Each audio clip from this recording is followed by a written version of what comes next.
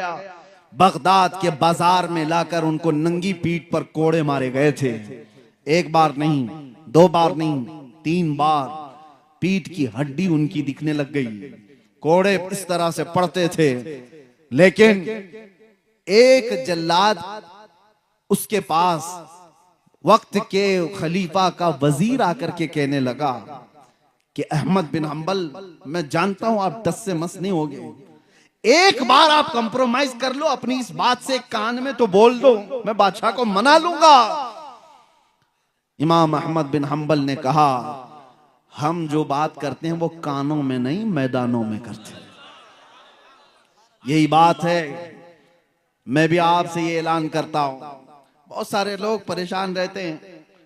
जब मैं गिरफ्तार भी था तो बहुत इन्वेस्टिगेट करते हुए हमारे मुल्क के हमारे बहुत सारे लोगों को ये शक था डिपार्टमेंट को कि मौलाना पता नहीं छुप के क्या करता है। छुप के कुछ नहीं करता, जो करता है खुल के करता है। हमारी कोई सीक्रेट तंजीम नहीं है, कोई खुफिया जमात नहीं है, अंडरग्राउंड मीटिंगें करने का हमारा कानून नहीं है।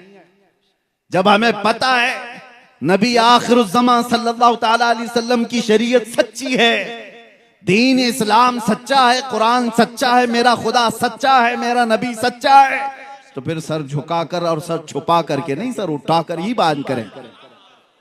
हमें जब यकीन है कि गलत नहीं है तो फिर छुप करके करने की कोई जरूरत ही नहीं।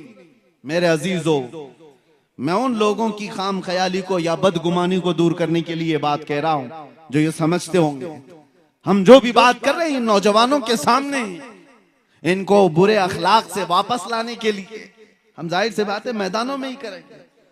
अब जो बात मैं कहने जा रहा हूं तवज्जो से, सिरा की तारीख से भी इसका ताल्लुक है, आपके मैदान से भी ताल्लुक है।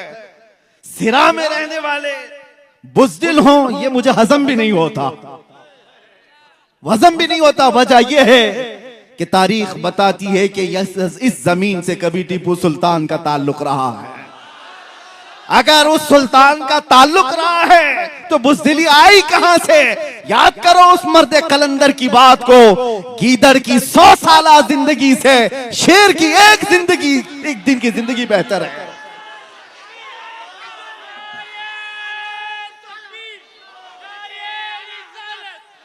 गीदड़ की 100 साला जिंदगी से शेर की एक दिन की जिंदगी बेहतर है। जीना है तो हक बात करके जियो, जब मरकर दुनिया से जाना ही है तो चापलूसी करके मत जियो। याद रखना, तलवे चाटने वालों की तारीख नहीं लिखी जाती, बातिल से टकराने वालों की तारीख लिखी जाती है।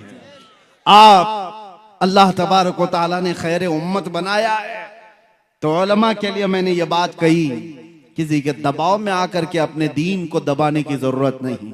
जो हक बात है वो हक बात का ऐलान करो। अगर कोई जुआरी है तो उसको नसीहत करो, कोई शराबी है तो उसको नसीहत करो। ये मत देखो कि वो कितना पावरफुल है, कितना बड़ा सरदार है, कितने पैसे वाला है। ये मत देखो मस्जिद का सदर बड्डी का धंधा करता है, इसलिए जुम्मा में कभी मैं बड्डी पे बयान नहीं करूंगा, सूद पे बयान नहीं करूंगा। अरे ठोकर मारो, ज्यादा से ज्यादा सदर क्या करेगा? नौकरी से निकालेगा। इमाम साहब जाओ, इमाम साहब से मैं कहता हूं ये एक दरवाजा बंद कर सकता है, मेरा रहमान 70 दरवाजे और खोलेगा। हक बात के लिए, अपनी रोजी और अपनी रोटी के लिए किसी के तलवे छाटने की जरूरत नहीं। अल्लाह रज़्ज़ाक़ हकीकी है। दुनिया में थोड़ी सी तकलीफें आ सकती हैं, लेकिन मेरे अजीजों बुज़दिलों की तरह जी करके यहां से जाओगे तो हमेशा बदनाम रहोगे, हमेशा बदनाम, दुनिया में भी और आखिरत में अल्लाह के यहां पकड़ होगी। और कौम से अब मैं कहता हूं, आप भी, मुझे ये बड़ा दुख होता है। आज ही अपने कुछ हजरात ने मुझसे कहा, इमाम साहब जब मोहल्ले में कोई बुराई देखते हैं तो उसको बयान कर डालते हैं। आधा मोहल्ला तो उनका मुखालिफ हो बैठा है कि कमेटी बदलेगी तो सबसे पहले मौलाना को निकालेंगे। क्यों निकालेंगे? इसलिए कि वो तुमको कहता है, मियां अगर कोई डॉक्टर तुमसे कहे कि तुझे सर्दी हो गई, तुझे बुखार हो गया, तेरे पेट में गैस हो गई, तो क्या डॉक्टर को थप्पड़ मारोगे? डॉक्टर से क्या कहोगे? हाँ ठीक है साहब, हुई तो है बीमारी, इलाज आप कर दो। यही बात एक आलिम दीन से क्यों नहीं कहते? अगर वो कहे कि तेरे अंदर ये बुराई है तो आप ये ना कहें कि मौलाना ये गलत है, मैं दूसरे मौलाना को पकड़ूंगा। ये कौम ने खेल रचा रखा है, तलाक दे दिया बीवी को और ढूंढ रहा है कोई हलाल करने वाला मौलाना मिले, कोई ऐसा मौलाना मिले, पैसे लेकर के घूम रहा है लिफाफे लेकर। मुफ्ती साहब ने कह दिया नहीं तलाक हो ही गई है, तो कहा ये पूरे मुफ्ती नहीं, दूसरे को ढूंढता हूं, दूसरी जमात के भी ऐसे कुछ मौजूद होंगे। अब तो कुत्ता कह सकता हूं, हड्डियों पर पलने वाला, जो किसी के माल पर अपना मसला बदलता हो। मेरे अजीजों, कौम ऐसों को ढूंढ रही होती है कि वहां जाए तो हमारा मसला हल हो जाए, हमें हलाल करके दे देंगे। तुम पूरी शरीयत को अपने पैसों से खरीदने की बात कर रहे हो, मेरे मुस्तफा की शरीयत को माल से बदलने की बात कर रहे हो। आगाह हो जाओ मेरे अजीजों, अल्लाह का अजाब करीब है और मौत के बाद क्या हिसाब दोगे। अगर तुम्हारे पास बात आ गई कि तुमने गलत किया है, सर झुका लो। आपको पता है बारगाह मुस्तफा सल्लल्लाहु ताला अलैहि वसल्लम में एक सहाबी ऐसे आए, रो रहे थे। पूछा गया था क्या हुआ इनको, कहा उन्होंने कि मुझसे गलती हो गई, गुनाह हो गया, जिना हो गया। कौन बयान करेगा आज ये चीज।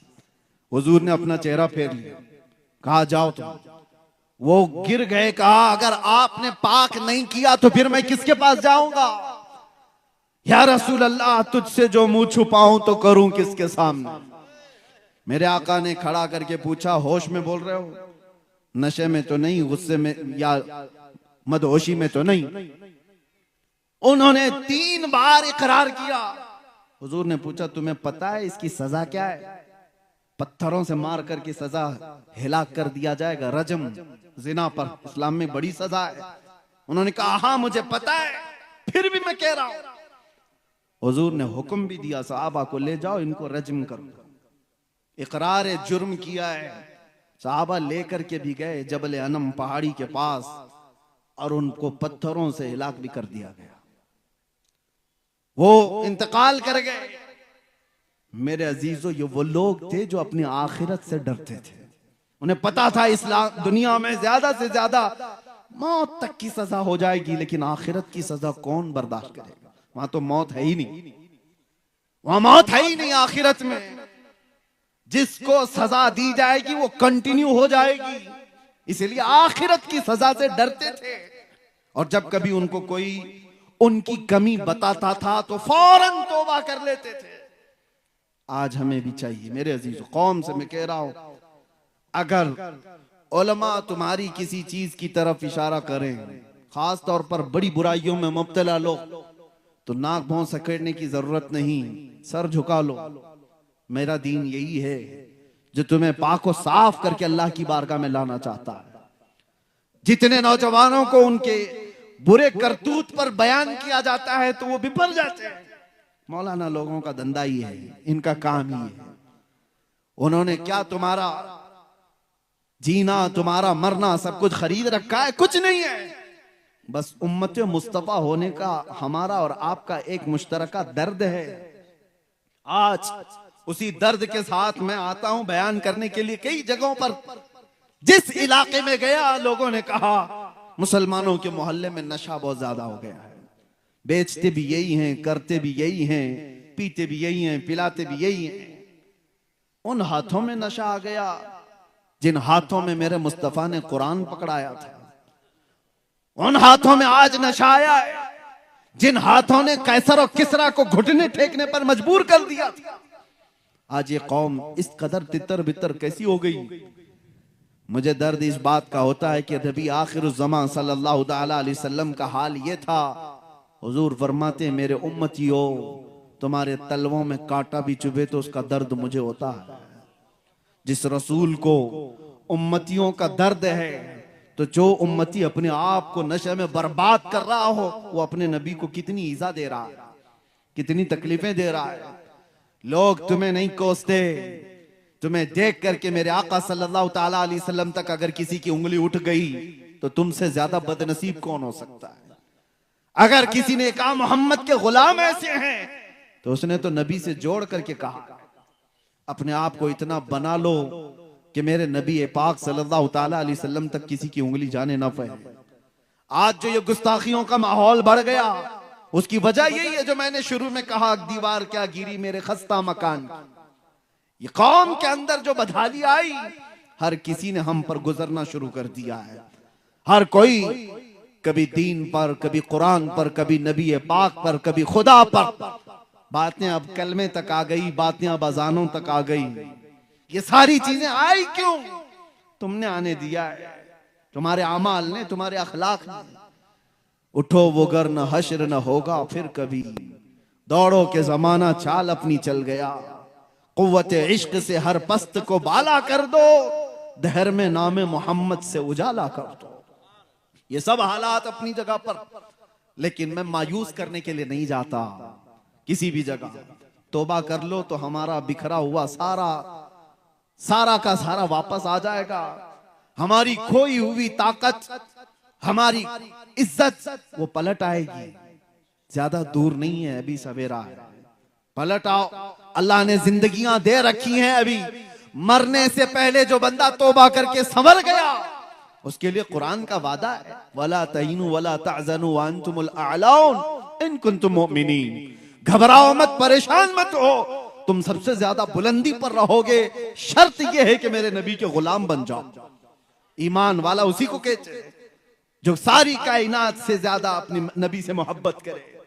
वो ईमान वालों की कामयाबी का दावा कुरान कहता है, कद अफलहल मुमिनून। ईमान वाले कामयाब हो चुके, होंगे नहीं, हो चुके। लेकिन ईमान वाला बन करके तो दिखाए कोई, बने कोई ईमान वाला। मेरे अजीजों, सिर्फ उस एक दौलत की जरूरत है जो चीज अब हमारे पास आखिरी बची हुई। अभी हमारे पास बचा क्या है पता है? इक्तिदार, सियासत, ताकत, हुकूमत, माल, असबाब सब चले गए, खत्म हो गए। वो किस्से पारी ना है, पुराने जमाने के किस्से जो कहा करते थे हमारा बाप बादशाह था, अब तुम क्या हो। हमारे पास कुछ नहीं रहा, सब लुट गया है। इज्जतें तक चली गई, हमारी माँ और बच्चियों को भी लोगों ने नंगा कर दिया है। बचा क्या है? अखलाक, हया, सब खत्म कर दिया गया। लेकिन इन सब चीजों के लुट जाने के बाद भी मैंने महसूस किया है कि एक चीज बाकी है जो इन्हें अभी जिंदा रखी है। आज भी अगर ये जिंदा कौम नहीं होती तो 24 घंटे मीडिया इन पर भोग क्यों रही होती? क्यों निशाने पर रखी हुई है? कुछ बात तो है ना, कोई बात तो है जो तुम्हें जिंदा रखी है दूसरी कौमों के नजर में। वो कौन सी बात है? वो तुम्हारे चेहरे, तुम्हारी टोपियां, तुम्हारे कपड़े नहीं, तुम्हारे अंदर इश्क रसूल की जो आखिरी लौ बाकी है, ये तुम्हें जिंदा रखी हुई है।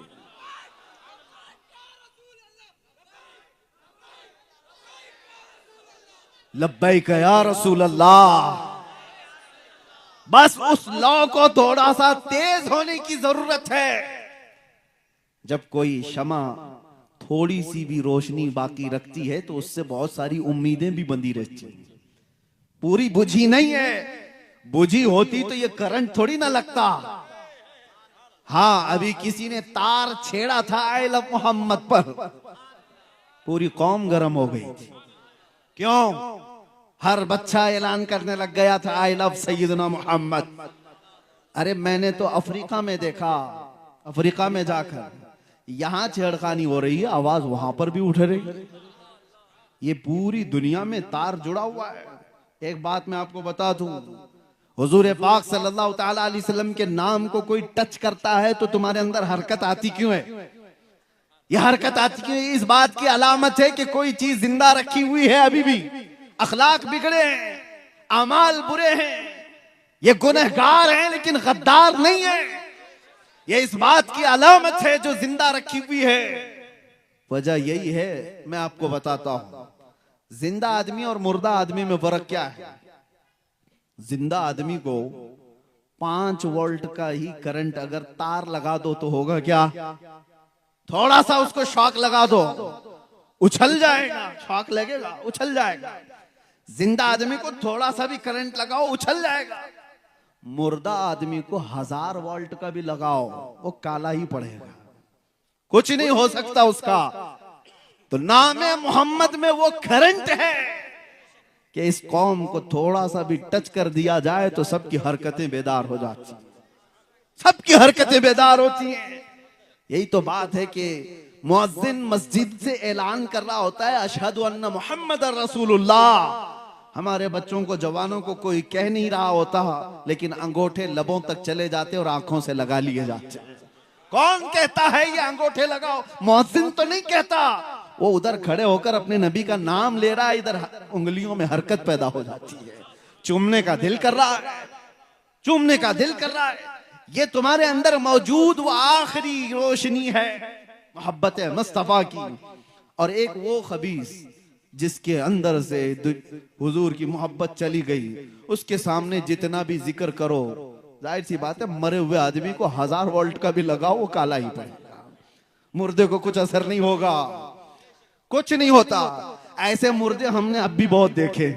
उनकी टोपियों पे मत जाना, उनके पैजामों पे भी मत जाना, उनके कपड़ों पे भी मत जाना, उनकी बड़ी जमातों पे भी मत जाना। जब इश्क़ मुस्तफा नहीं है तो लोटे लेके घूमने घुमाने से कुछ नहीं होता, और इश्क़ मुस्तफा हो तो व्हील चेयर पर भी बैठे धरती को हिला कर रखता है।